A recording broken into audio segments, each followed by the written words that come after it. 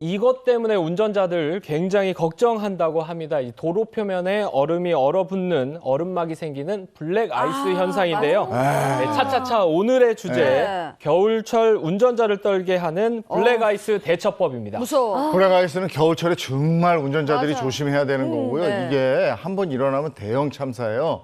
얼마 전에 포천에서도 40대 추돌하는 사고 있지 않았었습니까? 오, 네, 맞아요. 그렇습니다. 최근 뉴스로 많이 접하셨을 텐데요. 지난 15일 저녁 9시 10분쯤 경기 포천시 구리포천 고속도로에서 차량 40여 대가 연쇄 충돌하는 사고가 발생했는데요. 저봐. 이 사고 영상을 보시면 차량들이 속도를 줄이지 못하고 웬일이야. 연쇄 추돌 사고가 발생해 뒤엉키는 모습을 보실 수 있습니다. 대박. 이 사고로 한 명이 숨지고 3명이 중상을 입는 등 안타까운 인명피해도 발생했습니다.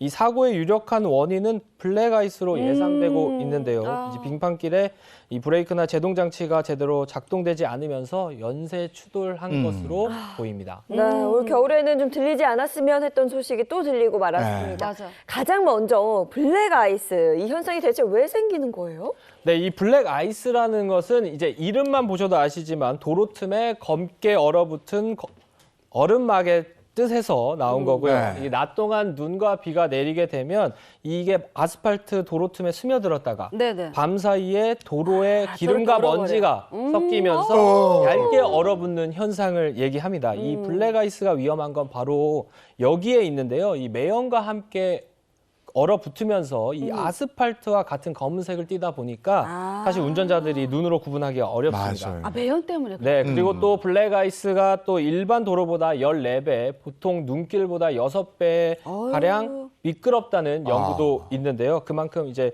브레이크를 세게 밟더라도 그 제동이 되지 않다 보니까 한 번 사고가 나면 대형 사고로 그렇지. 이어지고 연쇄 추돌 사고로 이어지기 때문에 매우 주의가 필요해 보입니다.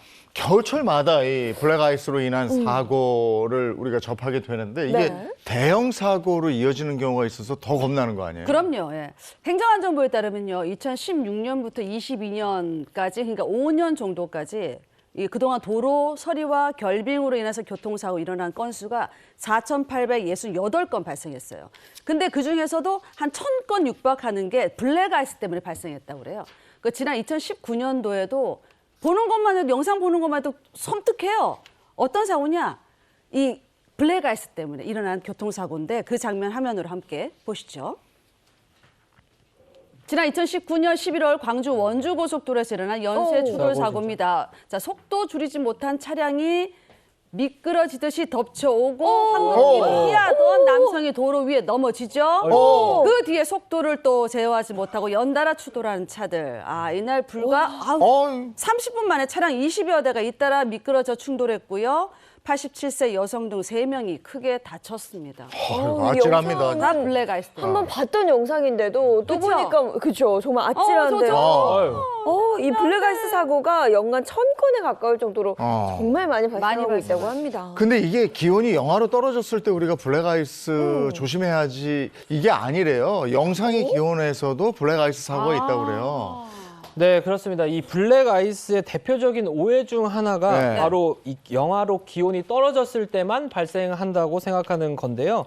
하지만 이 한 연구 결과에 따르면 블랙 아이스 사고가 가장 발생하기 좋은 조건은 네. 영상 2도에서 3도로 나와 있습니다. 그러니까 기온이 영하로 내려가지 않더라도 도로 표면의 온도가 기온보다 2도에서 3도 낮을 경우 습기가 응결하여 예기치 않은 블랙 아이스가 생길 수 있기 때문입니다. 따라서 요즘처럼 겨울 끝자락이나 날씨가 풀릴 때도 블랙 아이스를 주의하셔야 하고요. 또 블랙 아이스는 그늘진 곳에 많이 발생하기 그렇죠. 때문에 터널 초입이나 그늘진 커브길, 뭐 다리 위나 산 모퉁이 같은 이 해가 잘 안 드는 곳에서 발생할 수 있기 때문에 지나실 때는 특히 유의하셔야 합니다.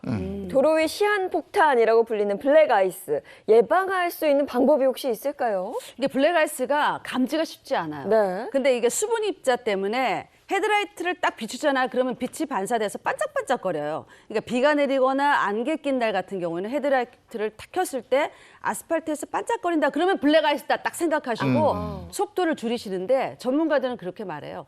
자, 블랙 아이스가 왔는데 미끄러져서 차가 딱 돌아. 그럴 때 브레이크를 그냥 팍 밟지 말고 나눠서 천천히 조금 밟아줘야지 큰 사고를 또 막을 수 있다고 합니다. 네, 그러니까 브레이크를 한 네. 번에 밟지 말고 이렇게 나눠서 천천히 나눠서 그러니까 당황하니까 브레이크 확 그렇죠. 밟고 있는데 그렇죠. 천천히 이렇게 조금씩 네. 그거군요.